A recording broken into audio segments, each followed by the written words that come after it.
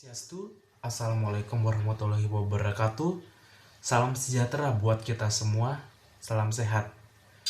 Pada kali ini, kelompok kami akan membahas sedikit tentang kasus pencurian yang terjadi di Banyuwangi dari perspektif penologi. Sebelum kita masuk ke pembahasannya, mari kita simak video tersebut. Selamat menyaksikan. Aksi pencurian di Kabupaten Banyuwangi, Jawa Timur makin marak terjadi. Terakhir ada 2 kasus percobaan pencurian di Kecamatan Kota Banyuwangi. Beruntung aksi tersebut dapat digagalkan, namun para pelaku justru babak belur dikeroyok warga.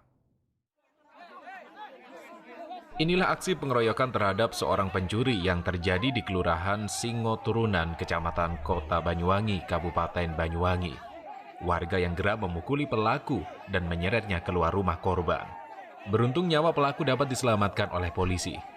Di saat bersamaan, aksi pencurian juga dapat digagalkan oleh warga di kawasan Taman Sri Tanjung, Banyuwangi. Dalam video amatir terlihat seorang pelaku pencurian menjadi bulan-bulanan masa. Warga kemudian menyerahkan pelaku ke kantor polisi beserta barang bukti hasil curian, yakni belasan bungkus mie instan, minuman berenergi, dan uang senilai puluhan ribu rupiah. Rata-rata pelaku nekat mencuri di rumah warga dan warung kelontongan karena untuk memenuhi kebutuhan sehari-hari yang semakin hari semakin susah di tengah pandemi virus corona. Setelah melihat kasus tersebut, saya akan menjelaskan definisi pencurian dari kacamata hukum itu sendiri. Pencurian secara umum dirumuskan dalam pasal 362 KUHP yang berbunyi sebagai berikut. Barang siapa mengambil barang sesuatu yang seluruhnya atau sebagian kepunyaan orang lain dengan maksud untuk dimiliki secara melawan hukum, diancam karena pencurian dengan pidana penjara paling lama 5 tahun atau denda paling banyak Rp60. Yang kita ketahui dari video tersebut, bapak-bapak mencuri mie instan, minuman berenergi, dan puluhan ribu uang. Sangat disayangkan sekali, di mana ia dihakimi masa dan itu sama sekali tak sebanding dengan nyawanya yang nyaris hilang dengan apa yang dia curi. Ketika warga memain hakim itu sendiri tidak dibenarkan oleh hukum. Akan tetapi alangkah baiknya masyarakat membawa pelaku itu sendiri ke pihak yang berwajib atau pihak kepolisian.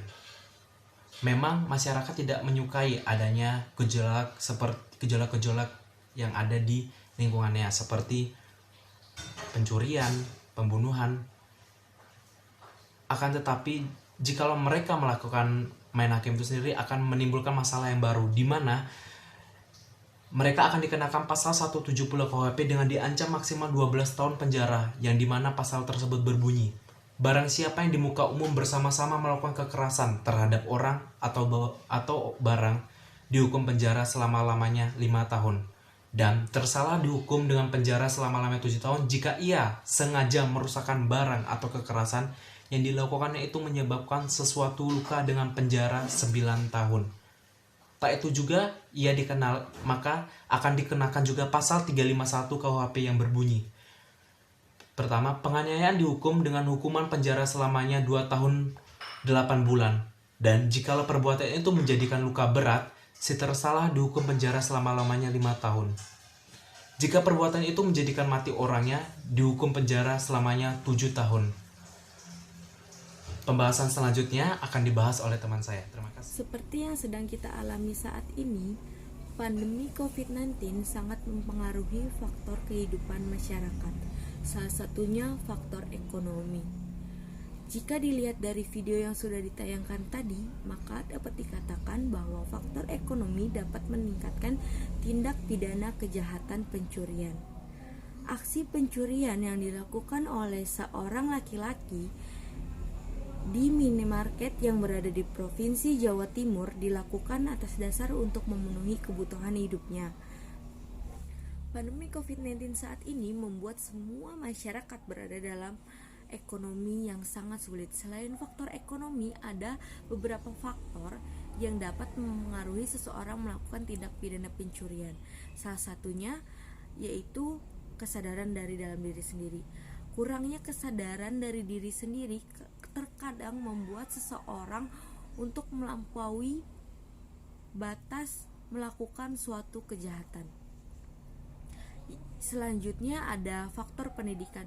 Kurangnya pendidikan atau pengetahuan dari diri sendiri terkadang membuat seseorang melakukan tindak pidana tanpa memikirkan efek untuk diri sendiri dan lingkungan sekitar. Video yang sudah dipaparkan oleh kelompok kami, kasus tersebut adalah kasus pencurian ringan, yang dimana pelakunya mencuri uang dan barang-barang yang nilainya di bawah 2,5 juta rupiah. Pelaku diancam hukuman penjara 3 bulan, yang dimana diatur dalam pasal 364 KUHP dan Peraturan Mahkamah Agung nomor 2 tahun 2012. Kasus ini juga dikaitkan dengan teori restitutif murni, di mana teori ini memandang pidana harus sepadan dengan kesalahan yang dilakukan oleh pelaku. Sekian dan terima kasih. Thank you for watching. Bye bye.